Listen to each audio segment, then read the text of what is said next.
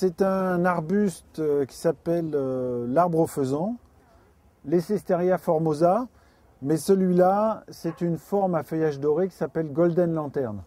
L'arbuste, le botanique, a un feuillage vert et a les mêmes floraisons, mais là, ce qui est très intéressant, comme la fleur est un peu pourprée et les fruits surtout sont pourpres, violet pourpre, ça se détache très, très bien sur le feuillage.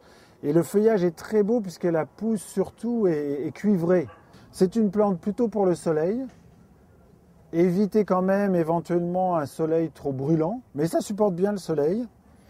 Et c'est une plante originaire de l'Himalaya, donc qui peut quand même être un peu endommagée par l'hiver.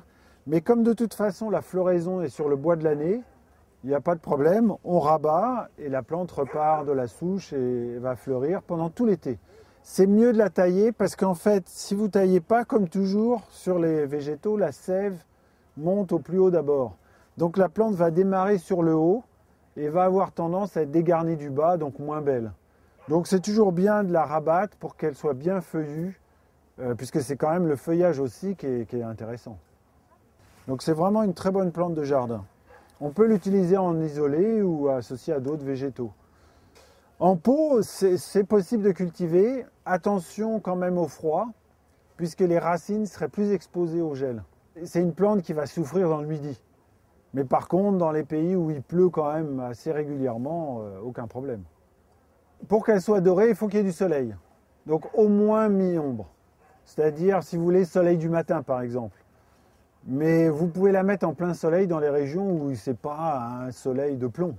Et puis, si la plante n'est pas suffisamment au soleil, le feuillage sera moins doré. Il sera vert-jaune, mais de toute façon, il sera clair. Ça perd les feuilles l'hiver, mais les cannes, vous voyez, sont vertes. Il y a un attrait aussi par la couleur des tiges en hiver. Donc pour le sol, un sol pas trop sec, puisqu'en fait, c'est une plante originaire de l'Himalaya, donc c'est la mousson là-bas, donc il faut suffisamment d'eau. On a introduit la plante dans les lisières de forêt, notamment en Sologne, pour nourrir les faisans. Donc c'est pour ça que c'est devenu l'arbre au faisan.